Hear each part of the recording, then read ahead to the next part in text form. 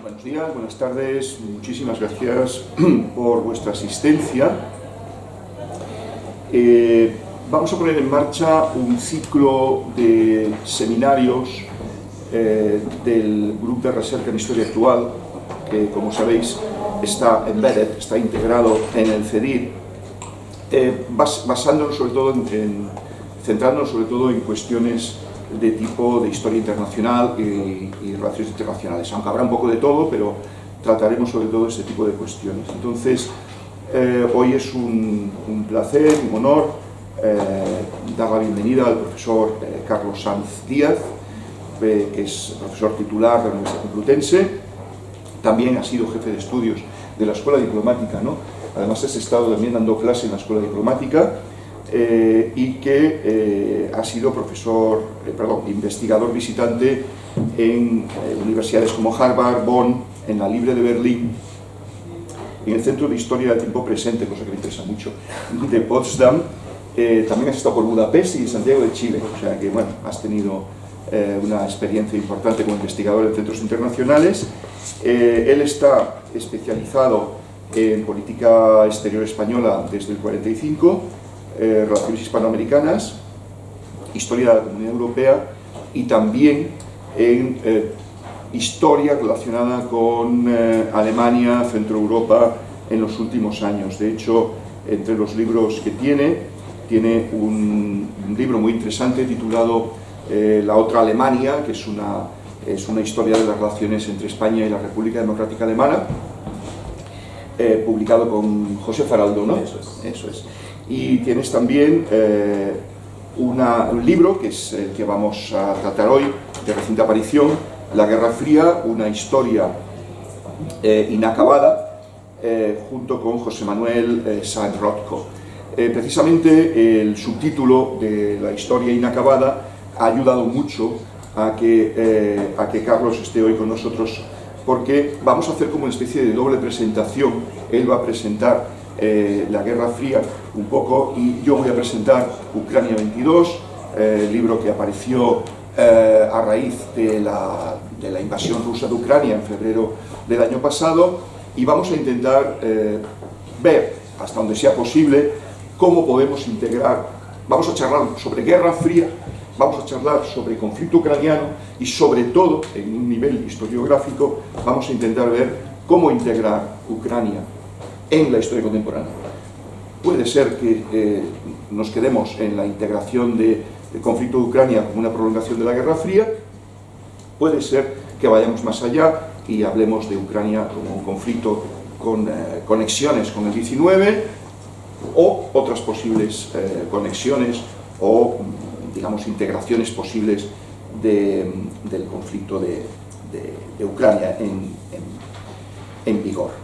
Entonces, bueno, la estructura que hemos pensado es que Carlos nos va a hablar un poco de ese tema, nos va a hablar un poco del libro y concretamente de ese final del libro, las páginas estas de la historia inacabada, la Guerra Fría como un conflicto inacabado. Creo que es de especial importancia para los estudiantes que estáis cursando precisamente la historia de la Guerra Fría en este curso.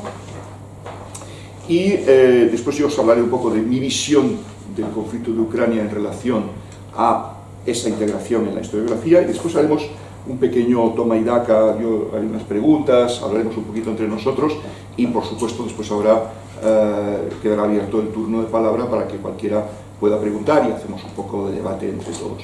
Como mucho, ahora es la 1, pues hasta las 2:30 más o menos podemos tirar.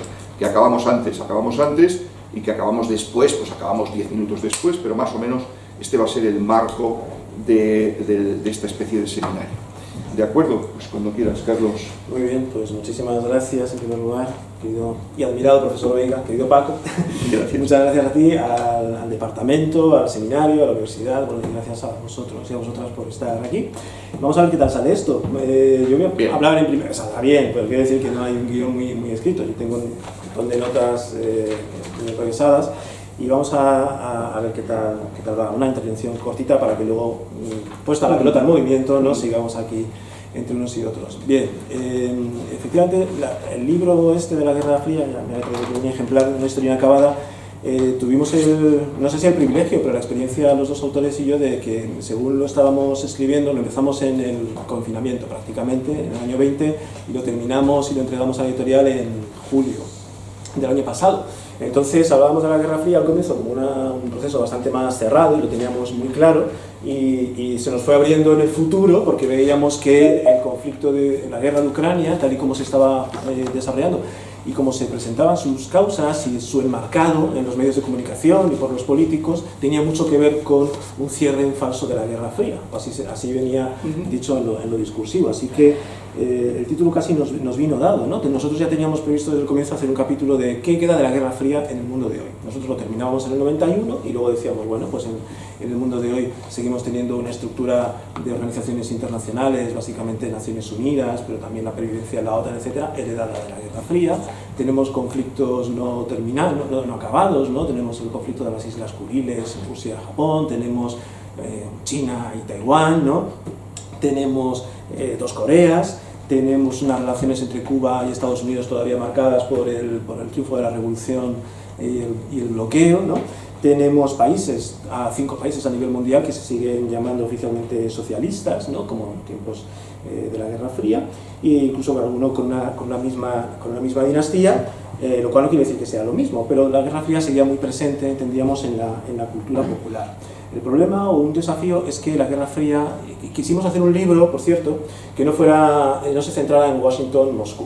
Nuestra un poco apuesta era hacer una Guerra Fría, una historia un poco más descentralizada y dar mucha importancia a la historiografía europea, porque en los últimos años, décadas, ha sido muy innovadora las visiones que se han aportado a la Guerra Fría desde Francia, desde Alemania, desde Italia, por ejemplo, descentrando el conflicto de lo puramente bipolar, reivindicando el papel de Europa y luego también abrirlo todavía más y hacer una Guerra Fría un poco más global, ¿no?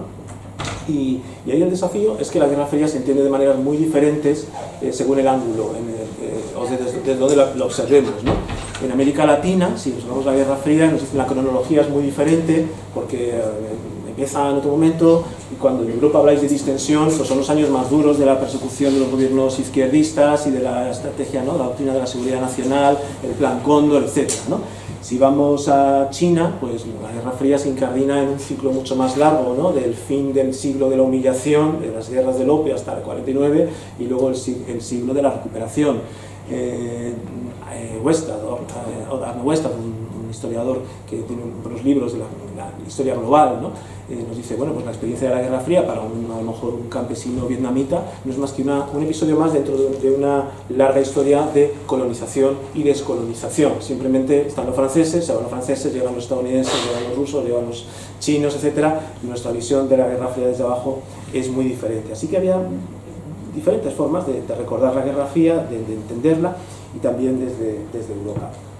Cuando estalla la guerra actual de Ucrania, ¿no? De pronto parece que la historia está muy presente, ¿no? Está muy detrás del conflicto, ¿no? Si nos acordamos, hay dos elementos que quiero comentar: las justificaciones, o hacer un poco el recorrido desde Rusia y Estados Unidos, de cómo se enmarca esta guerra actual como si fuera una nueva guerra fría, y si eso se sostiene, desde mi punto de vista no. Y en segundo lugar, lo importante que fue, por ejemplo, el debate sobre las promesas o no promesas dadas a la Unión Soviética en el momento de la reunificación de Alemania, a cambio de que accediera a esa reunificación de una Alemania unida dentro de la OTAN. Bueno, si nos acordamos, pues haciendo recapitulación, no solo Vladimir Putin publica en prensa, ¿no?, en los momentos previos a la invasión de Ucrania, ¿no?, de febrero del año 22, y también las semanas posteriores, algún artículo muy largo de historia, ¿no?, donde él incardina esa historia de Rusia y Ucrania en una senda común, ¿no?, diciendo son los mismos pueblos, etcétera, siempre tienen que estar unidos. Pero también recordamos, y así lo mencionamos en el libro, otras revisiones de la historia de la Guerra Fría realizados desde Putin, ¿no?, cuando define la disolución de la Unión Soviética como la mayor catástrofe geopolítica del siglo XX, ¿no?, por ejemplo. O en la Conferencia de Seguridad de Múnich, en el año 2007, cuando habla de la ampliación de la OTAN como una provocación, ¿no?, que disminuye la confianza mutua, en un contexto en el que Estados Unidos estaba reactivando el escudo antimisiles que ya había lanzado como plan, como propuesta Reagan en los años 80, ¿no? Tenemos la invasión de Georgia, por supuesto, 2008, el Maidán, la anexión de la península de Crimea, etc. Todo esto para decir, bueno, ¿dónde, por ir a la pregunta que lanzabas, dónde ensartamos la guerra de Ucrania, ¿no? ¿En el tiempo corto, en el tiempo medio o en el tiempo largo? Los historiadores tenemos que aplicar siempre pues, el catalejo, ¿no? el gran angular, e ir jugando con los tiempos históricos, porque en función de dónde pongamos nuestro foco y el comienzo del relato, estamos contando una historia totalmente diferente, ¿no? Entonces, ahí, yendo a algo que no está en el libro, que ha sido un poco derivación de estos meses, la guerra de Ucrania, yo creo que claramente se puede ver en cualquiera de esos tiempos, pero sobre todo hay que verla como un catalizador y acelerador de tendencias preexistentes, ¿no? Las cosas no empiezan en el año 22, sino que lo que tenemos es lo que buscamos los historiadores siempre, coyunturas críticas y puntos de inflexión. Y hay otros muchos puntos de inflexión desde el final de la Guerra Fría hasta el año 22. Kosovo es uno muy claro, por supuesto, la llamada guerra global contra el terrorismo de 2001 es otro, la crisis económica de 2008, naturalmente, ¿no? son pasos ahí que nos van, que tenemos que tener en cuenta y que tenemos que tener integrados. Cuando estalla el conflicto, hay un enmarcado, ¿no? de la Guerra Fría por parte de Putin, utilizando mucho la historia, ¿no? Y no solo la historia de la Guerra Fría, sino también la historia de la Segunda Guerra Mundial, cuando se dice que un objetivo de la operación militar especial así llamada es desnazificar Ucrania, ¿no? para insertarla en un recuerdo colectivo de la gran guerra patria y de las glorias del ejército soviético en la Segunda Guerra Mundial. El propio Biden recurre al mismo enmarcado de la Guerra Fría, ¿no? cuando dice en los primeros momentos es que Putin quiere ir más allá de Ucrania, quiere como rehacer la Unión Soviética. Y había muchos elementos en los primeros compases de la guerra que recordaban también la Guerra Fría. La apelación a las armas nucleares, ¿no?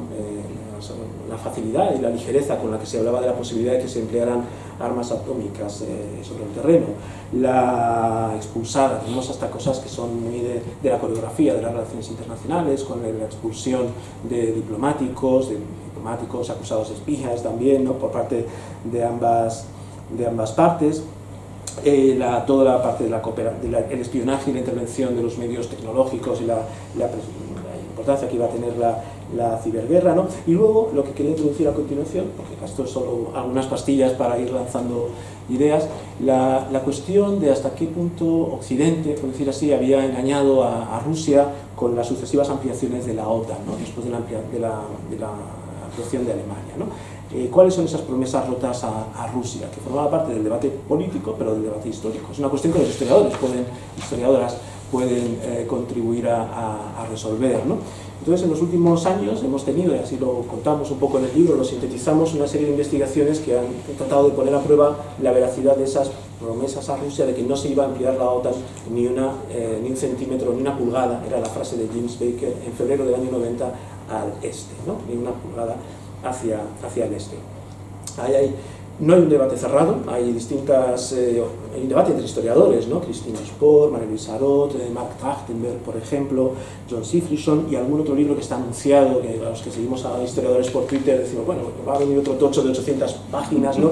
que va a tratar de elucidar la cuestión, y la conclusión a la que llegábamos en julio del 22, y en la que me reafirmo, es que el debate no está cerrado, que depende mucho de a qué se llame promesas escritas. No hay un tratado, no hay nada escrito, pero hay promesas, hay garantías verbales, insinuaciones, que a veces en relaciones internacionales pesan mucho también, ¿no? La crisis de los misiles de Cuba del 62 se resuelve no con un acuerdo escrito de Estados Unidos y Unión Soviética, pero hay garantías verbales de que se van a respetar unas líneas rojas, ¿no? Y aquí parece que ha habido garantías verbales. Además hay mucha documentación publicada, digitalizada, ¿no? En una página web, National Security Archives, tenéis dos dosieres maravillosos de documentos. Uno se llama NATO Enlargement, What Gorbachev Heard, ¿no? Lo que oyó Gorbachev, y otro paralelo que se llama luego Lo que Yeltsin escuchó también, ¿no? Y ahí tenéis pues transcripciones de conversaciones con Kohl, Gorbachev, Mitterrand, en fin, Bush, padre, etcétera, etcétera. Es un debate que no está cerrado, que en cierto modo incurre en ciertos anacronismos, porque se dice, bueno, se estaban haciendo promesas o insinuaciones o garantías a un país que ya no existe, era la Unión Soviética, y ahora estamos hablando de Rusia. Es verdad que es Estado sucesor, pero no es la misma situación geopolítica, ni siquiera desde el punto de vista estatal, ¿no? En ese momento, en el año 90, 91, lo que se pensaba es en una cooperación entre la Unión Soviética y Occidente, con lo cual no se estaba planteando una especie de agresividad de la OTAN, sino una especie de partenariado, aunque es verdad, y dando una de cal y otra de arena, que desde el comienzo los documentos también muestran, como no podía ser menos, cierta desconfianza, ¿no? Cierta precaución de la Unión Soviética ante el hecho de que el desmoronamiento del Pacto de Varsovia, que todavía no está en la agenda, pero va a llegar pronto, y lo que venga después puede llevar a la construcción de una estructura de seguridad en Europa, una arquitectura que no integre a la Unión Soviética o incluso que sea hostil a la misma. Ahí pues estamos esperando alguna otra revelación. Os hablaba de la Guerra Fría como catalizador y acelerador de tendencias, ¿no? Hay cosas no la Guerra Fría, la guerra de Ucrania, ¿no? Hay cosas de la guerra de Ucrania que son un poco un déjà vu, ya las conocemos, ¿no? Conocemos las guerras proxy, las guerras por delegación o por persona interpuesta, y la Guerra Fría está llena de ellas. Hablamos de la Guerra Fría como una no guerra o una larga paz, solo porque no hubo una confrontación directa bélica entre Estados Unidos y la Unión Soviética, pero el saldo de muertos de la Guerra Fría es de entre 11 millones y 25 millones, según los cálculos, ¿no? El más conservador, unos 11 millones, con conflictos con Corea, Vietnam, que sobrepasan los 2 millones y medio, etc. Y la guerra de Ucrania, que según estimaciones, porque ahí no tenemos mucha información, pero hay un proyecto de Correlates of War que contabiliza las bajas en distintos conflictos. Ya el verano pasado colocó a la guerra de Ucrania como una de las guerras más cruentas, más sangrientas de la edad contemporánea, ¿no? Porque aunque sea un cálculo de unos 200.000 bajas, 100.000 por cada uno de los bandos, ¿no? Eso ya son bajas muy considerables. Una guerra larga en comparación o en relación con los conflictos actuales. Una guerra que ha ido mutando, como sabemos, por todos los conflictos de la historia. Clausewitz, ¿no? Dice que es lo característico de la guerra es que la guerra se mueve en lo que llama la niebla de la guerra, de fog of war. Y él dice 3/4 partes de lo que ocurre en una guerra ocurre en una niebla llena de indeterminación. Así ocurre con todas las guerras de la Guerra Fría. Nunca hay un guión escrito, o cuando lo hay las cosas muy rara vez ocurren, o yo diría que nunca, ¿no? Como estaba pensando. Es una guerra que ha ido mutando, que al principio quiere ser una cosa, que luego se prolonga. Ahora estamos en una guerra que se va pareciendo más a la guerra de Corea, ¿no? Con una posibilidad de una cronificación de un conflicto y un largo desgaste. Ahora es una guerra de desgaste, ¿no? The War of Attrition, que a veces son muy cruentas también, ¿no? A veces se parece a la Primera Guerra Mundial, la guerra actual. Incluso hubo algún reportaje periodístico con trincheras y campos devastados que recordaban a Verdún, ¿no? Es una guerra efectivamente que ha ido mutando también seguramente en los objetivos, y que ha deparado algunas sorpresas y algunas confirmaciones. Y con eso termino este primer speech, ¿no? Una es que las sanciones, por ejemplo, ¿no? Que es un gran tema, las sanciones rara vez obtienen el efecto deseado. Uno de los libros estrellas del año pasado y del anterior es un estudio sobre cómo surgieron las sanciones económicas como un arma de guerra. Nicholas Mulder, ¿no? Se llama así, el título del libro es así, The Weapon of... algo del arma de las sanciones. No está traducido. Viene a decir que las sanciones muchas veces tienen un efecto contraproducente, rara vez producen un auténtico repliegue de la potencia que es sancionada, o bien, si la potencia es pequeña, le introduce tensiones y problemas que a veces empeoran los conflictos. Si es grande, una gran potencia o las puede esquivar de forma eficiente, o a veces lo que le lleva a comportamientos más agresivos, ¿no? Como pasó en Italia del periodo de entreguerras. Eso ya lo sabíamos de alguna manera, ¿no? Sabíamos, y se ha comprobado, que la interdependencia económica tampoco no produce necesariamente estabilidad, ¿no? Tener muchos lazos comerciales y mucho intercambio no te lleva a que disminuya la agresividad. Eso lo sabíamos de sobra con la Europa de la paz armada antes de la Primera Guerra Mundial, y se ha comprobado con Rusia. Hay una reorientación de los flujos comerciales, y hablamos del desacoplamiento en la globalización, de una securitización de las cadenas globales de valor, pero son procesos no tan novedosos, ¿no? Y algunas cosas ya conocidas. Bueno, si vamos a largo plazo, realmente podríamos hablar de las tierras de sangre, ¿no? Timothy Snyder, un historiador, considera, tiene una obra importante escrita sobre todo este corredor que va desde el Báltico hasta el Mar Negro, ¿no? Que ha sufrido las mayores carnicerías, las mayores matanzas, ¿no? en el siglo XX, ¿no? Y pensemos en cómo la guerra del Este en la Segunda Guerra Mundial, ¿no? El frente del Este es muy diferente del frente occidental, y podríamos prolongar esa tierra de sangre con la idea de la falla tectónica de Huntington, que hay que tomar con mucha precaución, ¿no? Pero también otros geopolíticos han señalado cómo precisamente Ucrania está en una zona de fricción entre Rusia y el bloque europeo. ¿Alguna novedad? ¿Qué queda? Yo he mencionado algunas cosas que quedan de la Guerra Fría, pero hay alguna más importante que no he mencionado, desde mi punto de vista. Tiene que ver con las armas nucleares. La Guerra Fría no solo fue la crisis de los misiles o el pánico nuclear, también fue la fase final de la Guerra Fría, que es una larga fase, de 20 años, la construcción, significa o aporta la construcción de mecanismos de control, de limitación y de vigilancia de las armas nucleares. Desde los tratados de limitación, los SALT I de 1972, los SALT II del 79, los tratados de reducción de armas nucleares ya en la inmediata posguerra fría, 92, 93, hay una arquitectura para hacer previsible y controlar la posibilidad de una guerra nuclear, pues por fallo, por falta de información, por lo que sea. Hay un tratado al final de la Guerra Fría de limitación de fuerzas convencionales en Europa, el tratado FACE. Hay un acuerdo que es de los primeros del fin de la Guerra Fría, pero plena Guerra Fría todavía, el tratado INF sobre misiles balísticos de alcance medio en Europa, 1987. Hay un tratado posterior, Open Skies, para dar garantía a la vigilancia de los cielos, ¿no? Y evitar que se pueda llegar a algún accidente, una cosa tonta, ¿no? Pues que hay un misil o alguien se choca y tal. Bueno, todo esto no es que prolongue nuestros días, es que ha sido desmontado de forma consciente, y la guerra de Ucrania ha sido una aceleración de esa tendencia. Todos creo que somos conscientes ya que hace unas semanas Rusia ha puesto en suspenso su participación en el New START, que era como una nueva edición de estos tratados, ¿no? Pero es que antes, en los últimos 4 años, entre Estados Unidos y Rusia, unilateralmente, han ido suspendiendo su participación o rompiendo su participación en todos estos tratados que he mencionado. El FACE, precisamente, ¿no? Los tratados, el tratado de INF, Estados Unidos se salió para construir su escudo antimisiles, y hoy en día Europa se encuentra en una situación respecto a la guerra nuclear que es peor, yo creo, que en los momentos de la Segunda Guerra Fría, en los años 80. Pese a la crisis de los euromisiles y todo esto, se ha desmontado una arquitectura, y eso es en detrimento de Europa, ¿no? Igual que el acuerdo de Helsinki, el acta final de Helsinki del 75, de inviolabilidad de las fronteras, es fruto de la Guerra Fría. Había una cooperación entre Unión Soviética, Estados Unidos y todos los demás detrás, ¿no?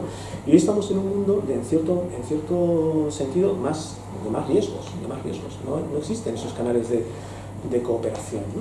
Y desde mi punto de vista esa es una novedad bastante preocupante, no nos tiene que dejar tranquilos.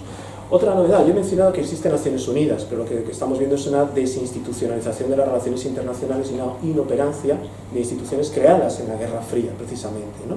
Naciones Unidas, pues hemos vuelto a los tiempos del veto, ¿no? ¿Qué papel tiene en este conflicto, no?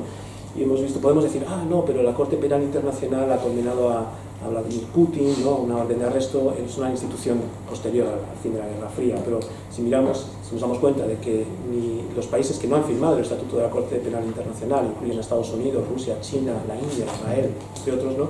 Vemos un poco la inoperancia de estas instituciones. Y con esto voy a terminar con una cuestión. Creo que hay que ver la guerra de Ucrania desde muchos ángulos, obviamente, cualquier conflicto, pero es muy importante verlo desde fuera de Occidente, y desde fuera de Rusia, ¿no? Porque si vemos un poco cómo se ve desde India, cómo se ve también desde China, ¿no? Desde América Latina, vemos que esta retórica de Guerra Fría en la que Biden ha tratado de marcar el conflicto, ¿no? Decir, bueno, pues es una cuestión de democracias liberales contra autoritarismos, ¿no? Están en un bloque China y Rusia con otro. Yo creo que esto se ve muy diferente desde lo que se llama antes el sur global, ahora pues el majority world, ¿no? Si vemos que países no se han sumado a las sanciones de la Guerra Fría, que son mayoritarios, los países que han aumentado su comercio estoy diciendo Guerra Fría todo el rato, es guerra de Ucrania, ¿no? Pero los países que no se han sumado a las sanciones, los países que han aumentado su comercio con Rusia, ¿no? ¿Cómo se ve desde China la guerra de Ucrania, ¿no? Si vemos la larga visión china, ¿no? Pues a lo mejor es un tropiezo, vamos a ver qué resultado da por cierto, la misión de Xi Jinping con Putin, ¿no? Que estaba reunido hoy, ¿no? Es una molestia, ¿no?, en la reconstrucción y los objetivos a largo plazo de China, en la medida en que si se estorban las cadenas comerciales, el comercio internacional. A China le interesa la estabilidad y la fiabilidad de los flujos comerciales internacionales, y no le ha gustado nada, por ejemplo, la amenaza del uso de armas soviéticas por parte de Rusia, ¿no? A lo mejor en el largo plazo, en un futuro, y sobre todo según cómo evolucione esto, y a ver cómo termina, veremos la guerra de Ucrania, bueno, como un punto de inflexión, como una profundización de algo que estaba en marcha, como un paso más en el declive de Occidente. Está de vuelta, se dice, ¿no? Estados Unidos y Europa se estaban desenganchando, había un desinterés de Estados Unidos por Europa desde Obama con su pivote asiático, y ahora de pronto hay una nueva, un eje euroatlántico muy poderoso, pero veremos lo que dura todo esto. En definitiva, y por acabar con una cita de prestigio que siempre funciona, Gramsci: es una situación de interregno en la que estamos, en la que lo viejo no acaba de morir, lo nuevo no termina de nacer, como es una situación que es aplicable a toda situación de incertidumbre, y todo presente, toda historia de presente por naturaleza es una situación de incertidumbre, pero aparte del prestigio, creo que estamos en una situación de interregno, y que si lo miramos en el largo plazo estamos en los sectores de la posguerra fría, y no sabemos si alumbrar un nuevo orden mundial. El intento hegemónico estadounidense fracasó, lleva una década, 15 años fracasado, desde la crisis del 2003.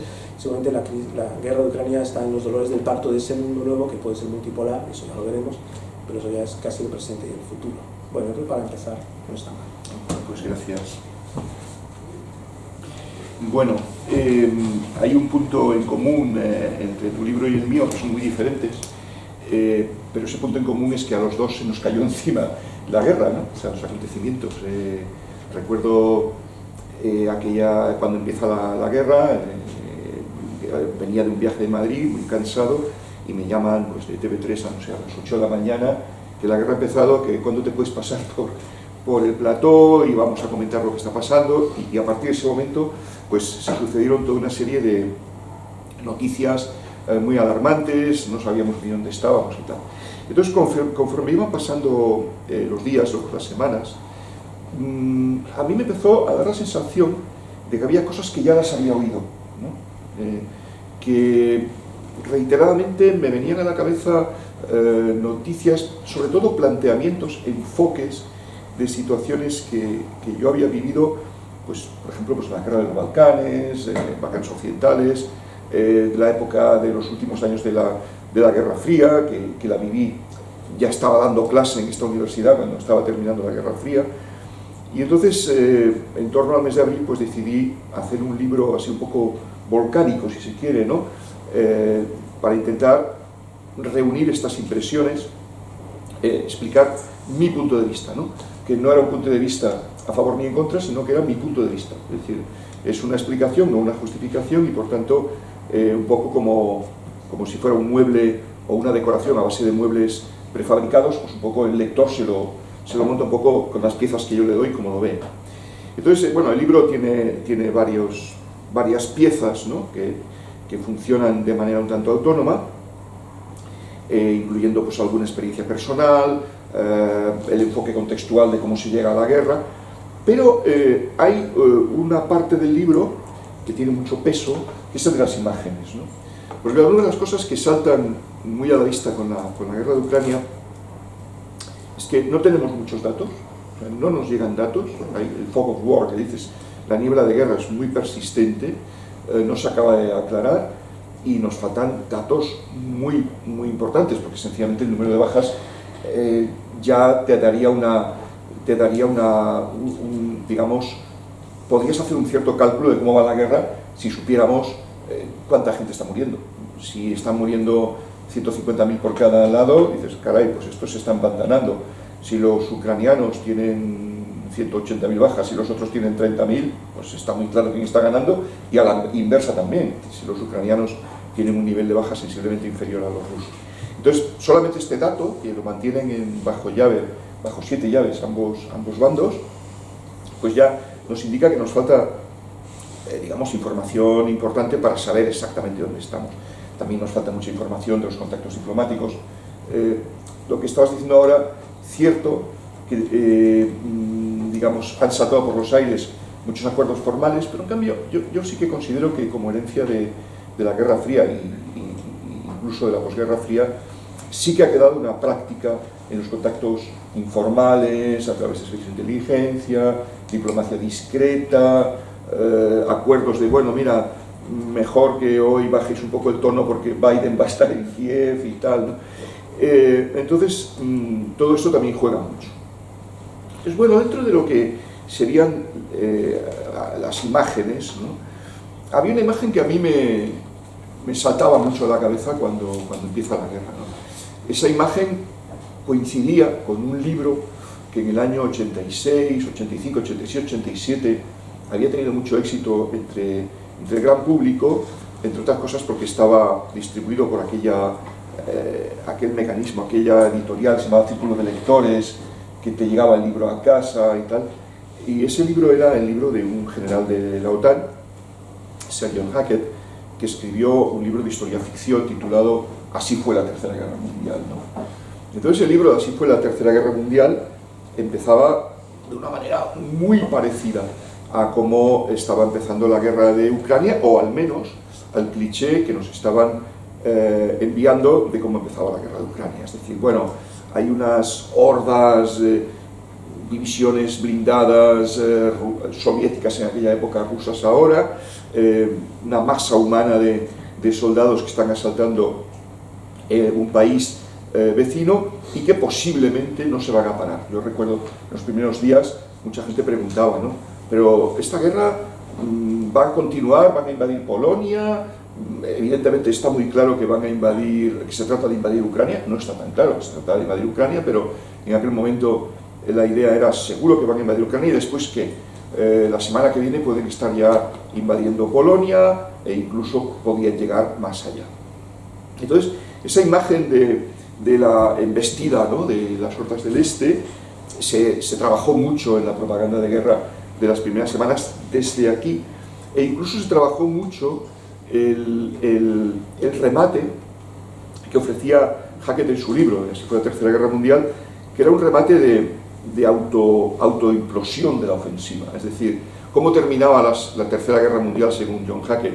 Pues empezaba con resultaba que las divisiones soviéticas eran, primero, el material era más viejo de lo que parecía, los tanques funcionaban peor, la coordinación de las unidades era un desastre, la magnitud del asalto era excesiva y entonces la máquina militar empezaba a desgastarse, a no funcionar y finalmente el ataque pues terminaba ahogándose en su propia magnitud y al final incluso se producía una descomposición del régimen soviético que terminaba con intentar llegar a algún tipo de victoria de último momento con un ataque nuclear.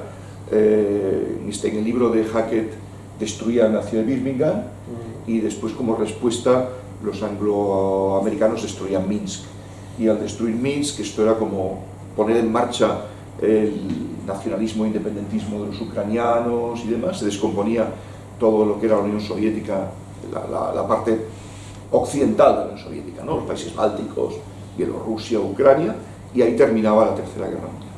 Entonces, a mí me recordaba mucho algo, ¿no?, este tipo de salvación en el último momento debido a que el invasor en su misma magnitud no puede con su alma, ¿no?, por decirlo de alguna forma. A mí me recordaba muchísimo la Guerra de los Mundos de Wells, ¿no? Era esta misma idea de los marcianos que nos invaden y los marcianos no hay quien los pare, y en el último momento se produce el milagro, ¿no?, de que los marcianos cogen la gripe, ¿no?, y entonces, ¡pum!, ¿no?, resulta que sus defensas les hacen imposible, mueren todos, ¿no?, y entonces de repente, cuando todo parece perdido, resulta que Dios ha ayudado a Europa y al mundo en el ataque de los marcianos. Entonces, bueno, esto recordarás en los primeros momentos de la guerra, se decía, pues, seguro que se va a producir un golpe de Estado en Rusia, es evidente que Putin está aislado, loco, los militares están contra él, está enfermo, tiene una enfermedad rarísima que le hace hacer locuras. Bueno, era todo un planteamiento similar de que la magnitud del ataque, que además la magnitud del ataque venía muy criticado en redes sociales, con numerosas fotos de tanques rusos abandonados, de tripulaciones perdidas e incluso, digamos, ciertas bromas de los tractores ucranianos que se llevaban todo ese material. Entonces toda esa imagen recordaba mucho esa imagen de cómo tenía que haber sido la Tercera Guerra Mundial. Pero claro, esa imagen procedía ¿de qué?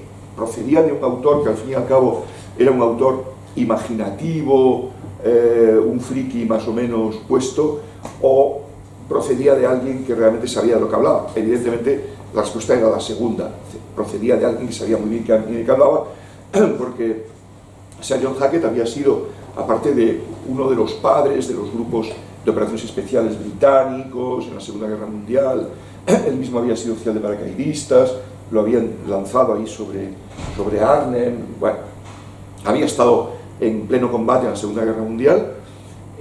Después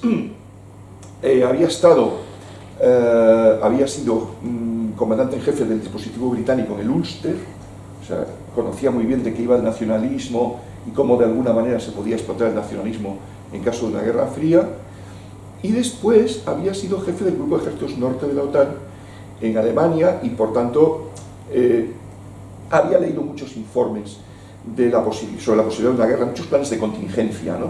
Sobre cómo podía desarrollarse una guerra fría, ¿no? O sea, por tanto, lo que nos estaba contando de la posibilidad de que el asalto soviético se hundiera en sí mismo, de la capacidad que tenía la OTAN de resistir, de la posibilidad de un ataque nuclear limitado, todo esto se veía que lo había sacado de sus apuntes, ¿no? Por tanto, lo que veíamos en febrero del año pasado era esa imagen, ¿no? O sea, la recreación de que, de hecho, ha vuelto la Guerra Fría. Biden lo primero que dijo fue: los rusos intentan reconstruir la Unión Soviética, o sea, incluso está esta reconstrucción de la Unión Soviética en marcha. Esto no es sino una reconstrucción de la Unión Soviética, que claro, yo creo que conforme la guerra avanzaba empezaron a darse cuenta de que le estaban dando bazas a los rusos, porque de alguna forma estaban admitiendo desde el punto de vista occidental que Rusia volvía a ser lo que era, ¿no? O sea, volvía a ser una superpotencia, volvía a ser la Unión Soviética. Nos olvidamos de que ya no tienen Asia Central, de que ya no tienen importantes repúblicas, incluso Ucrania formaba parte muy importante de la Unión Soviética.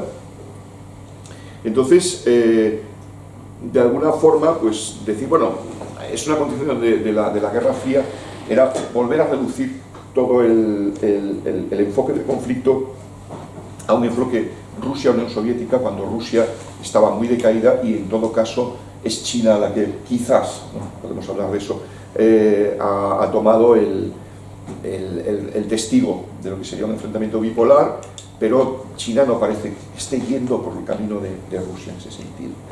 Bueno, esta imagen de la Guerra Fría para mí no era la única, ¿no? Había cosas, como os digo, que me sonaban bastante. Evidentemente todos hemos visto mucha insistencia en hacer paralelismos con la Segunda Guerra Mundial. Por supuesto, Hitler de un sitio o de otro. Hitler es un personaje pendulante que va de Kiev a Moscú, ¿no? Aplicando esa divertida ley de Godwin que dice que una medida que una discusión en línea se alarga, la probabilidad de que aparezca una comparación en la que se mencione a Hitler o los nazis tiende a 1. O sea, cuando llevas más de 20 minutos discutiendo sobre algo, aparece Hitler de alguna manera en una conversación online. Entonces, pues bueno, Hitler, los nazis vuelven a aparecer, Hitler es Putin, no, Hitler, los nazis son los ucranianos. Evidentemente los rusos sacan mucho partido de estas imágenes con lo que dice Carlos, con la imagen de la Gran Guerra Patriótica. Esto es una repetición. Vamos a desnazificar Ucrania, pero por otro lado los ucranianos tienen una respuesta que también es un poco como castiza, ¿no? Es evidente que de la guerra del 14-15 pues ha quedado, digamos, una huella importante de la importancia que tuvieron los paramilitares en aquel momento, ¿no? En el momento que se descomponía el ejército ucraniano, pues se crearon unidades nacionalistas para compensar la desaparición del ejército ucraniano en marcha, y esas unidades pues eran nacionalistas y después ultranacionalistas, haciéndose eco del legado de Bandera o de la colaboración con los nazis en la Segunda Guerra Mundial. Y ahí aparecieron unas unidades que después fueron integradas tal cual, unidades puramente políticas que fueron integradas tal cual en el ejército ucraniano. Pero es que a la que aparece Putin diciendo que vamos a desnazificar, a mí me da la sensación de que un poco, como os decía, la respuesta castiza de muchos ucranianos es, pues muy bien, desnazifícanos, porque como todos somos nazis, venga, a ver cómo te lo haces para desnazificarnos a nosotros. O sea, no estoy muy seguro de que sea una respuesta ideológica, bueno, es difícil saberlo esto, pero que hay también mucho de respuesta desafiante, ¿no? Pues muy bien, aquí estamos todos los ucranianos que somos nazis según tú, pues inténtalo y tal, ¿no?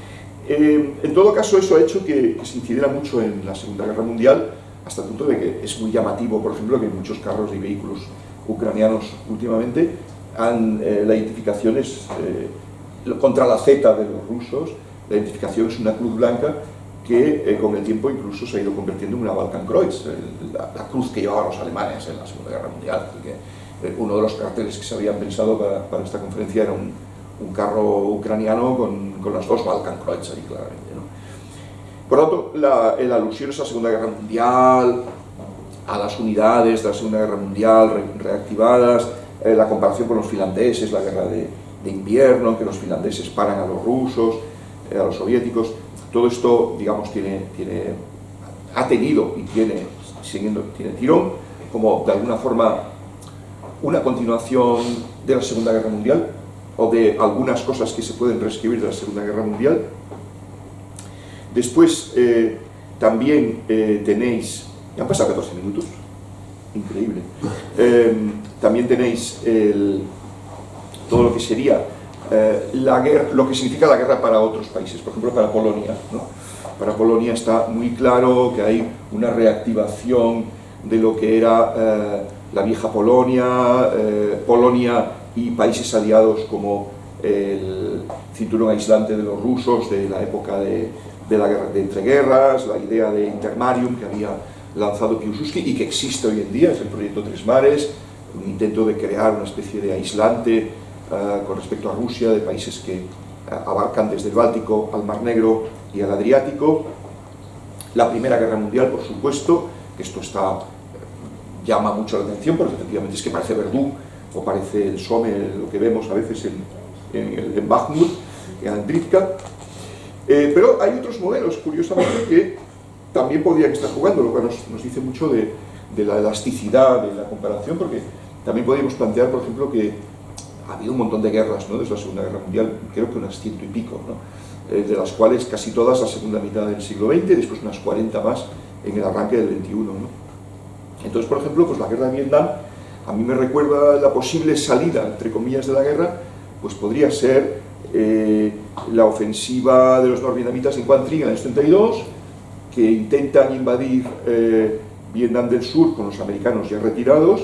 Los americanos le pasan todas las armas posibles a Vietnam del Sur, no logran, logran parar la arremetida norvietnamita, se llega a una situación de alto el fuego y 3 años más tarde, cuando ya los americanos están pensando en otras cosas, la prensa ya no le hace ningún caso a la guerra de Vietnam y los americanos no quieren oír más de hablar de Vietnam, entonces lanzan la arremetida del 75 y ya llegan hasta Saigón, ¿no? O sea, dejan que el conflicto se pudra por su cuenta, que la República de Vietnam del Sur se pudra con su corrupción y tal, y ¡pum!, en el año 75. Por lo tanto, también podríamos tener esa imagen, de cierta manera, ¿no? Lo que pasa es que, claro, la guerra ha sido como muy eurocéntrica hasta ahora.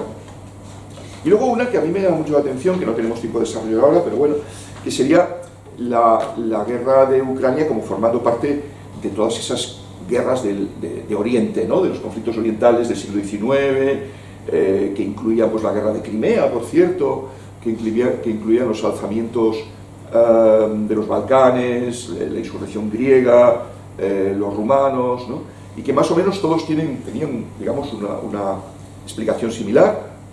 De repente el gran ogro de Oriente se despierta, el gran ogro pueden ser los turcos, el sultán, el zar de Rusia, puede ser China, el emperador chino, y entonces, de repente, ante ese ogro que se despierta y empieza a hacer de las suyas, pues aparecen unos jóvenes audaces, ¿no? Que le plantan cara, ¿no? Románticos y tal, David contra Goliat, si se quiere, y entonces hay toda una sucesión de un lenguaje, ¿no?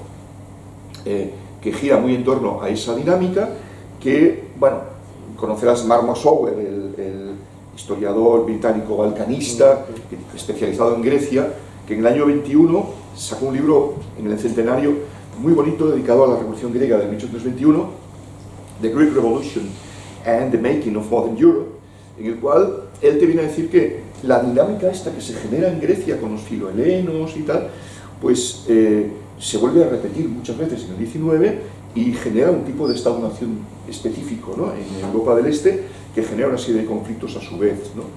Entonces esa dinámica la volvemos a ver, incluyendo, por ejemplo, pues la aparición oportuna de masacres como la masacre de Bucha, que también vimos en su momento en Srebrenica en Bosnia, que también vimos en el 21 en la masacre de Quíos. Esas masacres que hace un rato hablábamos de Carlos González Villa, nosotros las llamamos masacres de inducción, ¿no? Incluso inventamos un numerito en inglés para quedar bien, las Trigger Massacres. Pero pues esa idea formaba parte de este tipo de conflictos del 19, ¿no? Bueno, esto sería un poco la idea que nos podría servir un poco para encauzar una charla, ¿no?, sobre lo que decías tú, ¿no? Estamos en un momento que no sabemos muy bien la guerra de Ucrania qué va a pasar, pero hasta ahora lo que hemos visto sí que está como relativamente claro que se ha jugado con unas imágenes, ¿no? Entonces, bueno, mi pregunta inicial era, en el libro vuestro, al final del libro hay una serie de consideraciones a favor y en contra de lo que estamos viviendo como una continuidad o no de la Guerra Fría, y hay unas páginas muy interesantes sobre 5 páginas sobre la cuestión de China, ¿no? De que China al final yo creo que lo repescáis como la verdadera continuación de lo que podía ser. Me da un poco la sensación de que conforme iban los acontecimientos avanzando ibais vosotros intentando acopiar el libro, ¿no? Entonces de repente veis que China tiene mucha importancia y ponéis el asunto de China. Sí.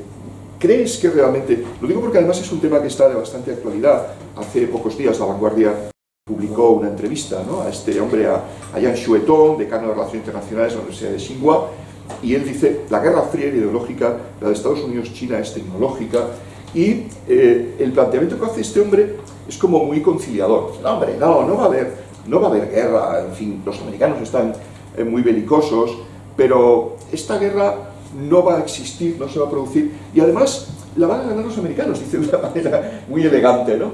Porque ellos tienen un acceso, a través de sus universidades, centros de investigación, tienen un acceso a la tecnología y a la globalización por compartir que los chinos no tenemos. Entonces, sí, ¿cómo lo ves esto? Es verdad. Bueno, tienes toda la razón que acabamos metiendo más China porque los hechos nos iban llevando allí y porque el libro había que terminarlo ahí, si no habríamos seguido reescribiendo esa última parte, ¿no? Lo que nos encontrábamos es que se hablaba, por una parte, del último año, ¿no?, de Nueva Guerra Fría y Segunda Guerra Fría. Nueva Guerra Fría era con Rusia, una Guerra Fría 2.0, reboot o como el déjà vu y tal, porque exactamente Putin es como Stalin o es la vieja Unión Soviética, y eso lo descartamos. O sea, nosotros, quiero decir, José Manuel Sáenz Rodko y yo no vemos eso, vemos que es, como he dicho ya varias veces, una estrategia de enmarcado del conflicto, y con el enmarcado lo que te quieren es llevar a pensar en determinadas categorías y son estrategias movilizadoras. Pero luego se hablaba de Nueva Guerra Fría con China, y eso tiene más visos de verosimilitud seguramente, ¿no?, que tampoco somos deterministas y decimos eso es, ¿no?, pero sí introducimos esta cuestión. De hecho, si pensamos en términos globales, Estados Unidos considera una potencia regional realmente, ¿no? Quizá para humillación o para disgusto de Putin es una potencia ni demográficamente, ¿no?, con sus que son 140 millones de habitantes, ¿no?, es la suma de Francia y Alemania, ya está. Ni en otros parámetros, ni de crecimiento económico, ni en otros muchos es una potencia que pueda ser una amenaza o un desafío para Estados Unidos. La gran cuestión, la gran historia del siglo XXI se supone que es la rivalidad de Estados Unidos-China, en la cual lo que estamos viendo es una cuestión que se ha planteado varias veces en la historia de los órdenes mundiales, una cuestión de un relevo de hegemonía. Ha habido, en el siglo XIX, el Imperio Británico fue hegemónico, fue desafiada esa hegemonía en 2 ocasiones por el Imperio Alemán, y aquello costó dos guerras mundiales, ¿no? Esos relevos de hegemonía a veces son pacíficos, excepcionalmente, ¿no? Pero pueden ocurrir, ¿no? Estados Unidos ha tomado ese relevo del Imperio Británico, pero es una situación particular, pues que son potencias anglosajonas, una es la hija de otra, son Grecia y Roma, ¿no? Se puede decir, ¿no? Todo esto por llevar a Allison y la trampa de Tucídides, que no se tiene por qué cumplir, o que, como dice Allison, en 16 o 12 ocasiones que yo he estudiado hay guerra y en 4 no. Bueno, entonces la cuestión es la hegemonía o la potencia predominante. El siglo XXI la cuestión es bipolar, un G2, ¿no? Estados Unidos-China, o es multipolar, porque va a haber más, hay que contar con India, hay que contar con la Unión Europea, hay que contar con otros polos. Sea como fuere, Estados Unidos, desde al menos la presidencia Obama, bueno, por hablar un poco de Guerra Fría, de plena Guerra Fría, ¿no? La operación ahí maestra, ¿no? de Nixon-Kissinger en el 72, ¿no? Es separar, bueno, aprovechar que ya hay una separación, un cisma sino-soviético para aproximarse a China. Y Estados Unidos tiene mejores relaciones con China y mejores relaciones con la Unión Soviética por separado de las que tienen ellos entre sí. Y eso le da a Estados Unidos la situación de ser el fiel de la balanza, una cosa muy bismarckiana. Y pensemos que Kissinger es un gran, bueno, aparte de alemán, ¿no? Es un especialista en el Congreso de Viena, equilibrio de poderes. Y, bueno, hoy en día la cuestión es China, tranquilamente, está en su siglo de reconstrucción, tiene el objetivo del centenario del Partido del Triunfo de la Revolución en 2049 y el objetivo declarado es ser la potencia, pues no sé si lo llaman predominante, hegemónica, etc., ¿no? Estados Unidos tiene desde hace menos una década el objetivo de impedir ser superada por la hegemonía china. ¿Eso nos lleva a una guerra fría? Bueno, en el sentido de que cumple algunos parámetros, algunos de los estándares, porque lo que hay que partir es de una definición clara para que los conceptos no sean como chicles, ¿no? Entonces, bueno, hay una rivalidad, sí, es una rivalidad no, que no ha desembocado en una guerra abierta, correcto. Es una rivalidad multifactorial, sí, es económica, es militar cada vez más, en el mar de China sobre todo, hay una cuestión de disputa de esferas de influencia, otro concepto que nunca termina de pasar en la historia, ¿no? Es una competencia cada vez más tecnológica, como se dice en esta entrevista. Solemos decir, bueno, luego decimos, bueno, pero no califica esto como guerra fría porque faltan algunos elementos, ¿no? Y también hay que ver la distinción. Un elemento muy claro es la interdependencia económica. Ya he dicho antes que interdependencia no lleva a paz necesariamente, pero sí que es una situación muy diferente de la que había entre la Unión Soviética o el sistema socialista mundial y el sistema capitalista. En el momento de mayor intercambio comercial entre la Unión Soviética y Estados Unidos, están intercambiando un 1% de su Producto Interior Bruto aproximadamente. Hoy en día China y Estados Unidos son socios comerciales, no sé si el primero de cada uno de ellos, y creo que el nivel de intercambio es como cerca del 16-17% del PIB mutuamente. Hay una interdependencia, y Andrés Ortega hace poco lo destacaba. Guerra Fría tiene un elemento ideológico que no se puede obviar, es que hay un elemento de capitalismo o comunismo, ¿no? Y aquí se plantea, China tiene un proyecto alternativo, una visión así universalista que ofrecer al mundo, que desafíe el modelo liberal occidental. Bueno, hasta ahora no. Siempre se suele decir que un problema de China, un hándicap, es que no emana poder blando, ¿no? Desde luego no poder competir con Estados Unidos, ¿no? Este mismo rector de una universidad dice que, claro, China no puede atraer tanto talento mundial, que los ingenieros, los jóvenes programadores, científicos, etcétera, no se pirlan por irse a un laboratorio ¿no? en Pekín, pero sí a lo mejor a la soleada California.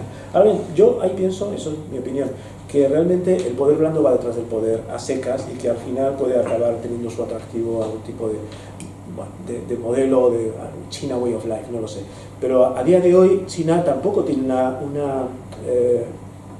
como un credo universalista que ofrecer al mundo, no trata de convencer a la gente de que sigan el modelo chino, ¿no? Porque ellos piensan, China es el centro del mundo, por otra parte, siempre lo ha sido, ¿no? Lo de los 2 últimos siglos ha sido un pequeño tropiezo, hemos bajado, pero volvemos a ocupar todo bajo el cielo, ¿no? Que es el concepto chino. Entonces, bueno, la gente se dará cuenta de que China es lo mejor y si se quiere parecer a nosotros, pues ya lo harán, ¿no? Pero nunca ha habido un diseño, a diferencia de Estados Unidos, de vamos a exportar, vamos a llevar la democracia a Oriente Medio, nuestros valores son universales. Ellos piensan que tienen un modelo propio y que ya el mundo aprenderá a irá detrás de ellos, con lo cual se puede matizar, ¿no? Bueno, yo creo que usar el símil de la Guerra Fría es casi, después del argumento ad Hitlerum, es como un segundo signo de pereza intelectual más propio de nuestros tiempos, ¿no? Mira que hay riqueza de analogías en la historia, ¿no? Como para buscar, como tú has hecho, ¿no? Esto se parece más a la guerra de Vietnam, esto tienen parecidos con unas cosas y otras, ¿no? Entonces, bueno, depende de lo grosa que queramos usar la brocha, ¿no? Si queremos decir, bueno, pues hay una rivalidad aquí global, etcétera, bueno, podemos hablar de una guerra fría. Los propios chinos no están en esa idea. Estados Unidos sí, la política de Obama era más de contención, y se rescata el concepto de contención, que precisamente viene por el comienzo de la Guerra Fría con Truman y el largo telegrama de Kennan, ¿no? Pero China es que no quiere entrar en ese juego hasta donde sabemos, ¿no? Hay contención, lo que ellos quieren es un mundo multipolar, que no se estorbe el ascenso de China, y luego llegará el momento en que por naturaleza y porque la realidad de la historia es así, pues ya China será hegemónica, pero ¿qué problema hay? Sí. Creo que esa es la visión desde Pekín. Es una de la Guerra Fría galante, ¿no? De parte de los chinos. Pero también tiene un antecedente en la Guerra Fría, en la época de Khrushchev, Eisenhower, ¿no? De la época de la coexistencia pacífica, cuando se destensa todo aquello después de Stalin y dicen, vamos a competir, veamos qué sistema es mejor. He estado viendo hace poco el vídeo famoso del debate de la cocina, no sé si conocéis. Una de las cosas que es bonita del libro es que nos dejaron meter documentos, hemos metido una canción sobre de Pink Floyd, sobre libros. Año 59, hay una feria en Moscú, en el Parque Sokolniki, de productos estadounidenses, año 59. Llevan ahí pues coches, Cadillacs, toda la gran tecnología, pero llevan una cocina para enseñar a los estadounidenses que pues no hay un way of life como el American way of life, ¿no? Y hasta el ama de casa y el veterano de guerra más pelado se puede permitir electrodomésticos de marca blanca, y el mundo es maravilloso. Entonces hay un debate que podéis ver en YouTube muy interesante, donde Khrushchev, como él era, con mucho desparpajo y mucha soltura, porque era así de hablar sin filtro, dice, vamos a competir, pues nosotros tenemos somos mejores dando bienes a la población, vamos a competir limpiamente. Y ahora nosotros nos ha llevado 42 años a la Unión Soviética llegar al nivel al que estamos y superamos en el momento Sputnik, ¿no? Por ejemplo, en armas. Pero es que dentro de poco os vamos a pasar, y dice Khrushchev, y cuando nos pasemos a los americanos os saludaremos así con la mano, y dice, adiós.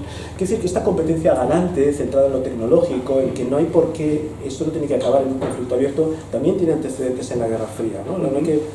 La Guerra Fría es muy compleja también, son 40 años y tiene muchas modulaciones. Y entonces cuando comparamos y nos digan, esto es una segunda Guerra Fría, habría que preguntarle, como siempre, a las personas inteligentes, ¿qué quiere usted decir con esto? ¿O a qué se refiere exactamente? ¿O qué Guerra Fría de las varias? Claro, ¿no? Los ángulos, ¿no? Sí, tomo esta última cuestión que acabas de decir, la Guerra Fría es muy complicada, tiene muchos frentes, y hay uno que es muy interesante, ¿no? El hecho de que, curiosamente y aparentemente, en la actualidad no tenemos dos sistemas socioeconómicos enfrentados, sino que, de alguna manera, pues, Rusia es capitalista, ¿no? Y Estados Unidos y, lógicamente, Occidente también.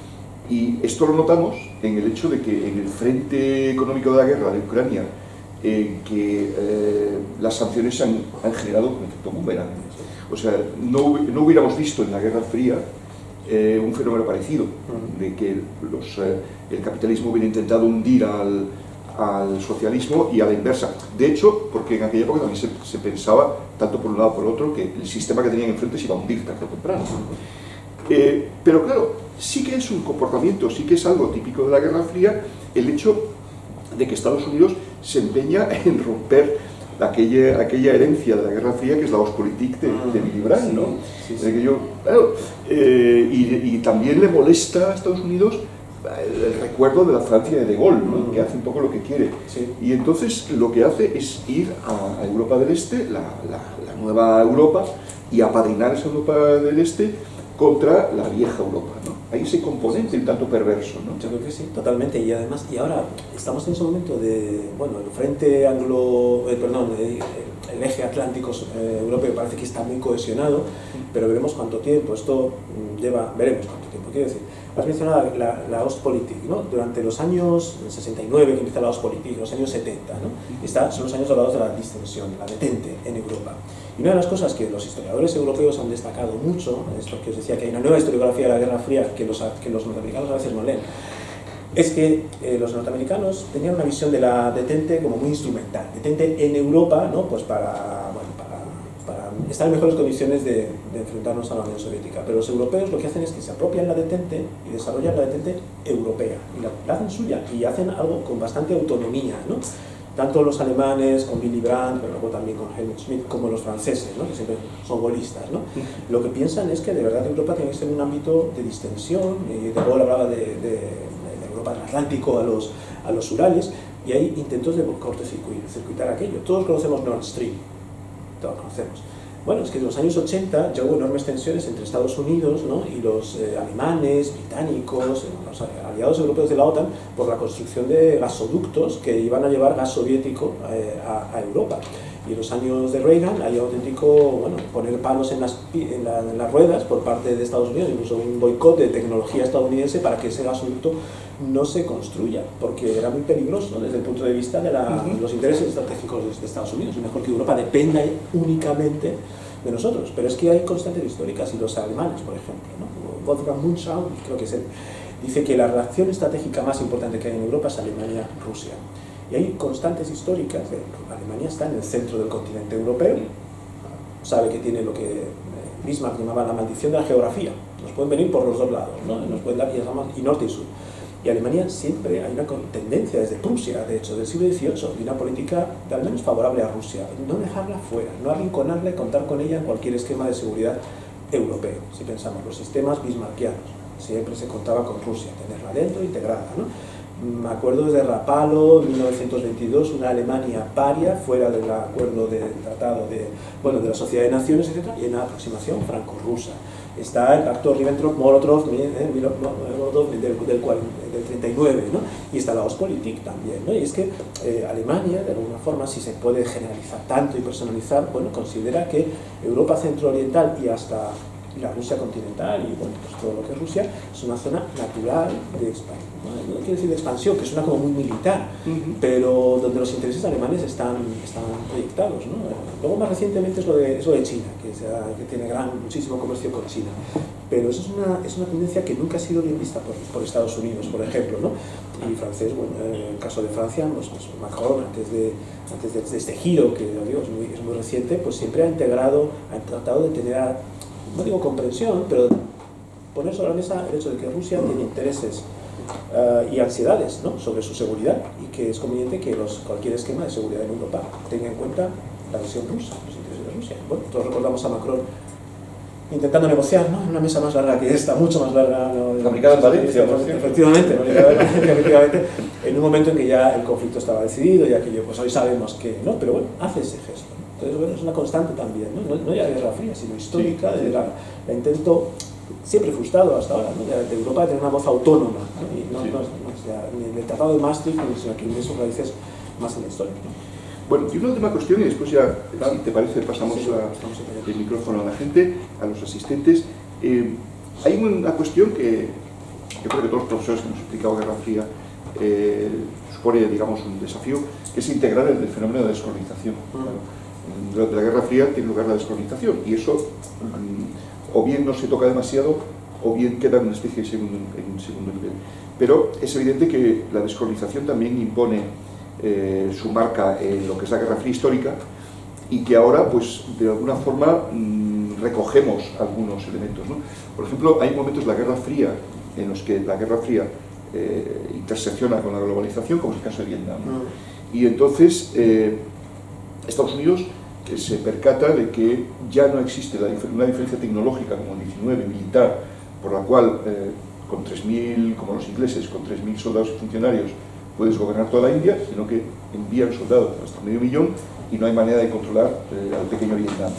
Entonces esa situación se vuelve a repetir, los soviéticos lo vuelven a sufrir en Afganistán, lo mismo, también se quedan allí clavados, y nos encontramos con una serie de guerras convencionales en que no suele haber vencedores y vencidos, ¿no? De hecho, las mismas Estados Unidos y Unión Soviética no acaban de ganar ninguna guerra en la Guerra Fría, de las que intervienen de forma directa, por proxies más o menos, pero en la forma directa, ¿no?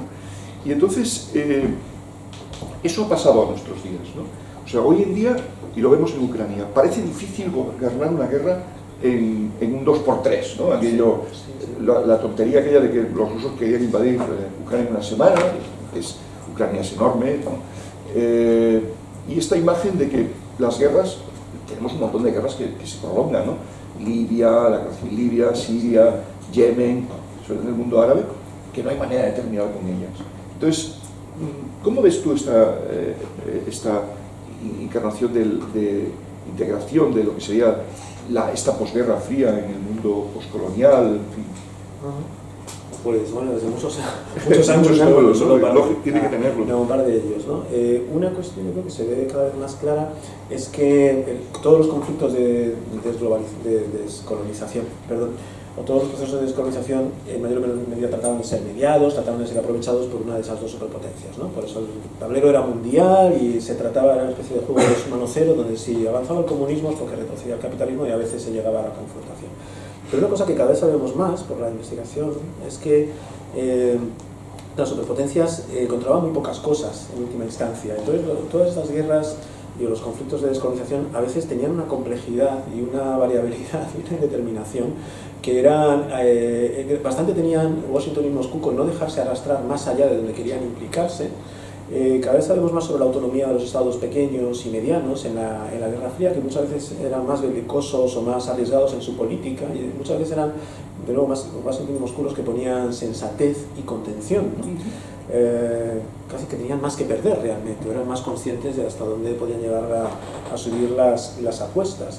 Entonces, todo quedaba teñido de los conflictos. Pensemos en los de África, pensemos en toda la cadena de conflictos en Asia, en el sudeste asiático, etcétera, todo acababa mediatizado. Pero es que muchas veces los países descolonizados jugaban muy hábilmente con las expectativas y con las ansiedades de las dos superpotencias, y casi a veces se vendían al mejor postor, o en el caso de gran habilidad y capacidad, practicaban una política de equilibrio entre unos y otros y se beneficiaban de ambos lados, ¿no? Los India, a veces, Egipto, por ejemplo, ¿no? Pero sobre todo, yo creo que lo que cabe retener la idea es que durante la Guerra Fría se proyectaba una imagen en espejo entre Washington y Moscú, y ambos pensaban, sobre todo en los momentos de mayor tensión, según la Guerra Fría, pensaban que el rival dominaba mucho los hilos, maquinaba constantemente, estaba detrás de todo, y tenían mucha conciencia de sus debilidades, las debilidades de su inteligencia sobre el terreno, de la debilidad de sus capacidades, y la misma imagen tenía el rival del otro, y eso llevaba, quizá ahí un poco constructivista, ¿no? Pero había construcción de imágenes y defectos de comunicación que llevaba a veces a enredarse en conflictos, a escaladas, etcétera, que no tenían ninguna lógica o en los que no se jugaba nada. En la guerra, yo me acuerdo de la guerra de Etiopía, en los años 80, o Ogadén, ¿no? En el desierto de Ogadén se piensa que se está jugando el futuro de la Guerra Fría en un conflicto totalmente olvidado, porque no había escenario donde cada una de las dos capitales pensaba que los otros estaban tratando de ganar una paz decisiva, ¿no? Ya sea el Estrecho de Hormuz, el Mar Rojo, la salida, ¿no? de Suez, etc. Yo creo que esto se puede proyectar hacia el presente. Cada vez vemos más a China, a Rusia ejerciendo influencia en África, muy bienvenida, por cierto, parece ser, ¿no? Porque no se les exige condicionalidad con cuestiones de derechos humanos y se riegan aquello de infraestructuras, como en el caso de la franja y la ruta, pero tenemos estos ejemplos que han mencionado de conflictos que no terminan nunca, ¿no? Bueno, de la guerra de Siria, ¿no? De cómo todo se puede convertir en un embrollo y las cosas rápidamente se escapan. ¿Es una guía para lo que puede ocurrir? Bueno, como siempre nos podemos equivocar totalmente, ¿no? Podemos patinar enormemente, pero lo que ha traído el siglo XX es que, igual que no se declara la guerra, ya no hay declaraciones de guerra, tampoco se declara la paz, y muchos conflictos simplemente se congelan, se perpetúan, se llegan a situaciones híbridas, a situaciones que ya condicionan que algunos pueden considerar que con eso se han conseguido los objetivos de guerra, ¿no? Si el objetivo era, porque tampoco quedan muy claros los objetivos de Putin algunas veces, ¿no? Si era simplemente evitar una aproximación de Rusia a la Unión Europea, integración en la OTAN, etc., una Ucrania mediatizada, con parte de su territorio, secesionado, Crimea, y intervenido con la guerra del Donbass, etc., puede considerarse una situación cronificable, es una cuestión de coste-beneficio. Ojalá nos equivoquemos y madure el tiempo para la negociación, pero hay toda una teoría de la madurez de los conflictos, y ahora claramente no se está en esa situación. Entonces, a veces las guerras del siglo XX-XXI han dejado situaciones ni guerra ni paz, ¿no? Eternas, olvidadas. Perfecto. No sé si lo ves igual. Sí, efectivamente. Sí, la negociación con guerra, pero ya lo vemos desde Corea, sí. y que efectivamente dejan cronificados los conflictos, sí. Armisticio, ¿no? Más que paz se puede aspirar a fuego, armisticio. Corea es el perfecto ejemplo, ¿no? Con Panmunjom, aquello queda congelado y va pasando el tiempo y a nadie se le ocurre una solución. En el caso de Alemania sí, porque había que de alguna forma terminarlo, pero El resto de los conflictos, Chipre, ¿no? Pues han quedado ahí congelados. En Chipre hay algunas localidades que han quedado tal cual quedaron en los años 73, ¿no? Y nadie ni siquiera ha ido aquello a limpiarlo de minas, ¿no? Muy bien, pues si os parece, podemos pasar si hay alguna pregunta.